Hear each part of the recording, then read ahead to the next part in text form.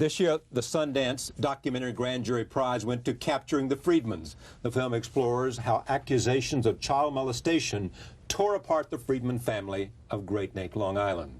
Frank Rich of the New York Times says it's, quote, one of the most compelling American movies I've seen in ages. Here's a look at the film. What this woman does is hire lawyers.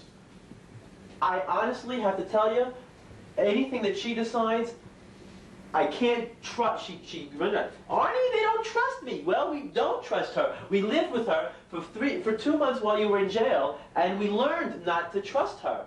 David had just gotten a video camera when this case broke, and so he just started recording the family falling apart. I am pleased to welcome the director, Andrew Jarecki, to this table. This, as I said to him, and I say to you, and I said in introducing that clip, is a film that has captured the attention of people who are compelled by story and who love the art of documentary filmmaking. So congratulations. Thank you. How did this come to be? I mean, just tell me the story. Well, you know, as sometimes happens with a documentary film, you start out working on one film and it turns into a completely different film. And that was nowhere more true than with this film, because I started out making a film about professional children's birthday party clowns in New York City. Yes, I know. And, you know, as a this parent, is a long way from that. So, you know, as a parent, you know, you see these people come to your house and they go to all the birthday parties up and down Park Avenue, and they come for 45 minutes and then they leave. And I always thought, you know, I wonder what happens when they go home. I wonder who these people are. So I thought I would start out making a fairly light subject, and then in the middle it just, you know, when did it do changed. that? Well, I had been talking to David Friedman, who's the #1 party clown in New York City by a big margin. And I just knew that he was going to be an important part of the film, and I had talked to him for about 4 or 5 months, and it was only then that I discovered that he had a secret story. Which was? Well, you know, he didn't tell me at first, and I had to do a lot of work to dig it out. He gave me a few hints. You know, he would say, and you see in the film a moment when he says, well, there's a lot I could, and then he sort of pauses and he says, well, there's some things I don't want to talk about. And that's sort of the launching pad for what I then learned was a story that begins when his family, his mother and his father and the 3 boys, a perfectly normal seeming family, are sitting around their dinner table ready for Thanksgiving dinner sometime in the late 80s. And their front door is shattered by a police battering ram, which blows up the door, and the house fills with police instantly, who go on and begin boxing up the family's possessions and photographing things, and eventually end up leading the father, Arnold, and his youngest son, Jesse, out through the maze of television news cameras that's by then assembled on their front lawn, changing their lives completely, as you could imagine. And that's sort of the beginning of the story of how this family gets brought into the public eye in a way that's sort of unfathomable to most of our normal families. What do you think of the Friedmans? You know, in a way, I kind of love this family.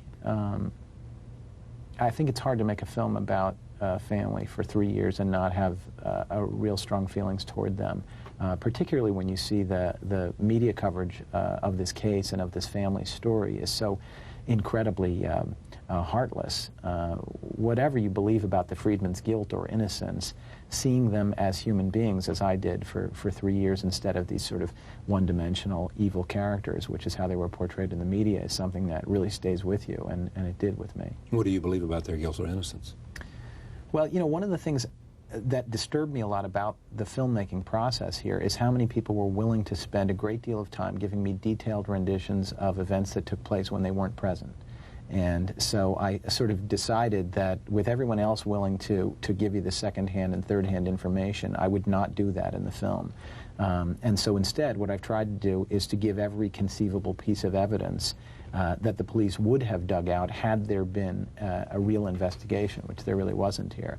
And so, to some extent, because there was no trial, the film serves as the trial that never was. It presents the evidence that wasn't presented, and the audience becomes the jury. So I try not to impose myself on it. Obviously, I have some feelings about that, but it seems to be one of the things that the audience appreciates about the film is that they are treated as intelligent, functioning, rational people who have their own intuitive and intellectual reactions to it.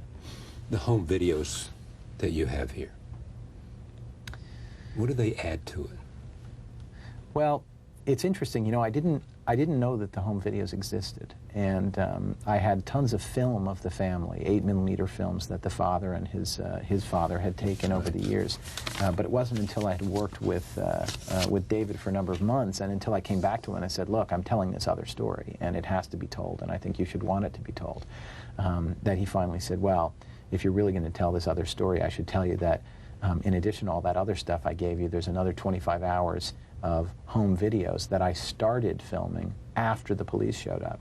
And I knew when I heard that it was going to be material unlike anything I had seen before, and it turned out to be true. When I sat down with David and I looked at this film, I couldn't take my eyes off of it. Because? It's maybe the most personal document you've ever seen on film. I mean, there's no family as unvarnished or as vulnerable as they are in this situation. Here you have a family that is in which the father and the son are accused of the most shocking, horrific crimes in the world. In a way, the bookends of the family, the youngest son and the father, are taken away, and the rest of the family falls apart under the pressure. And yet the camera is rolling the whole time while this is happening. The camera is at their dinner table. It literally has a seat at the table.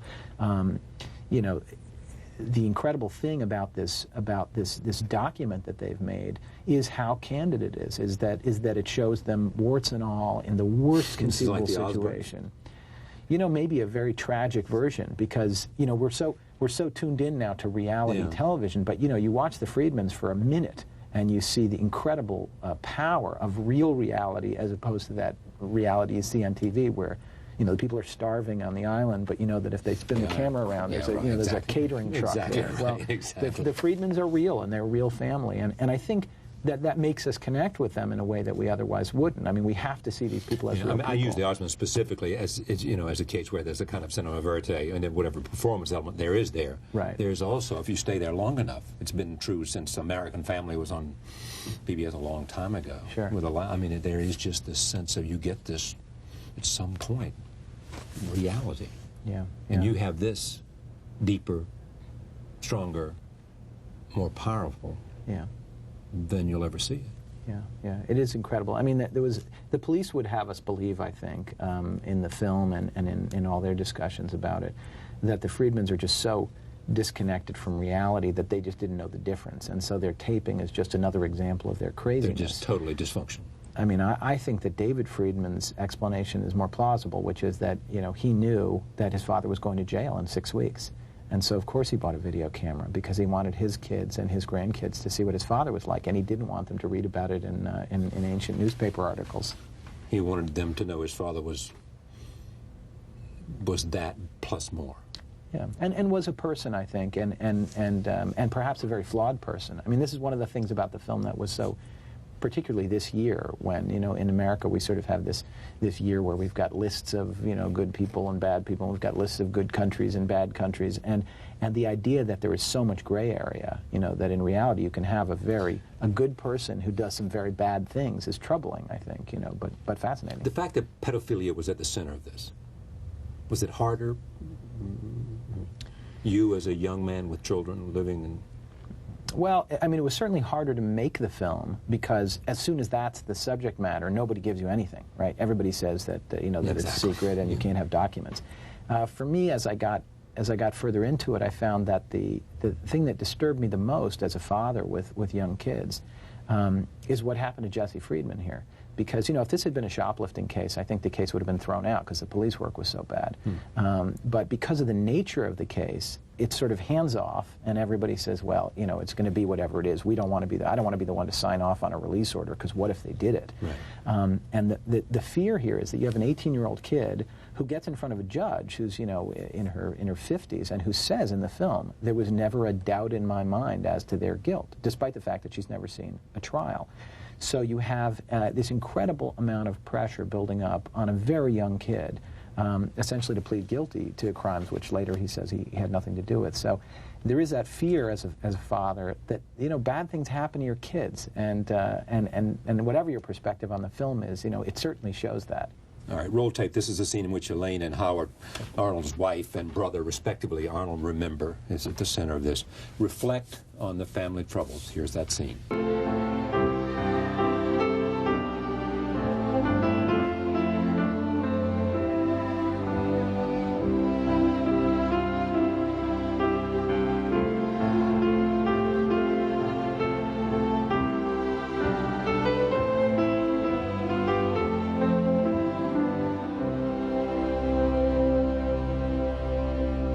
was the hardest thing about making this?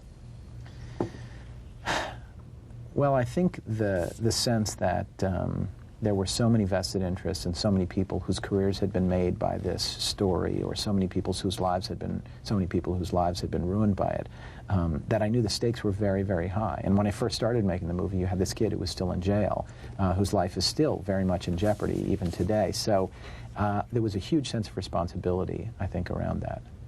How did it change your life? Well, it makes your life about one thing for 3 years. That's one thing. And beyond that, I think it makes you look at everything with a slightly different patina, a slightly different perspective, because you start, every day. Because you know that things are not as they seem? I think, yeah. I mean, you read an article in the paper and you say, I don't know, that doesn't sound right. This woman was rescued from the hospital and she was shooting at her captors on the way out. Where did she get the gun? I don't know. I mean, there are just so many question marks that arise when you read the daily news after you've worked on something like this. Take a look at this. This is where the retired director of the sex crimes unit of Nassau County talks about why many people consider the Friedmans a dysfunctional family. Struck us as being a very dysfunctional family, obviously. And you would have to wonder, wouldn't you, what kind of a family situation you would have that could produce this kind of crime.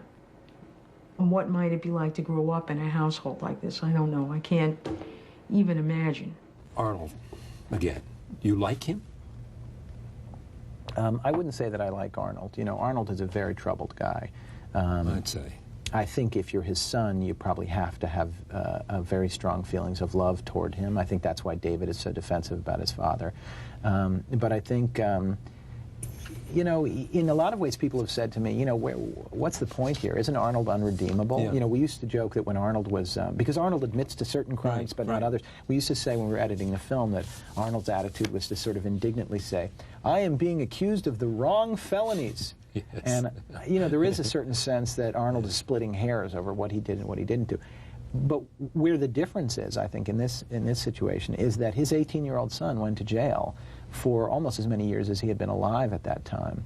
And so in that, I think it becomes really a classical tragedy. I mean, this is a story of a father whose actions, combined with a lot of misfortune in terms of who he ran into along the way and how the police approached the case, really destroys his whole family. Crimes of the father visited on the... Certainly here, I think. Absolutely. Tell me what Jesse says now. I mean, Arnold died in 1995, suicide in prison. Correct. Jesse says what? About himself? Yeah, and his father. Jesse Today. says, yeah, I think Jesse says... Didn't do it. Well, he says my father was a very complicated and flawed person, and for a long time I think he was not angry at his dad, but partly I think because he was denied a certain level of information. He was in prison, and it was hard for him to do the kind of investigation that we ended up doing in the film. I think nowadays he's quite an optimistic view. He says, look, my father was my father. I can't change him out. I can't get a different one. A lot of the decisions that he made ended up having awful consequences for me. But the question of exactly what happened in these computer classes that happened in my house may seem irrelevant to a lot of people and are probably irrelevant to my dad, who's now deceased. But for me, it matters a lot because if you come to the end of this film, for example, and you don't believe that the police version of these events is exactly correct, maybe you don't believe that Jesse's father was this violent felon who did things in front of groups of people, well, then the whole police case against Jesse sort of falls away, because the whole point is that he was in these classes with his father, and therefore he must have been an accomplice. So for Jesse, I think he wishes that that people heard him again, and he has a lot of time for it and a lot of energy that he'll put behind it. Some artists will say, I stand by my work and take a look, and whatever it means to you, and that's all I have to say. Sure. Is that what you say about Jesse in the end? Make up your own mind, or don't you have opinions? Don't you have...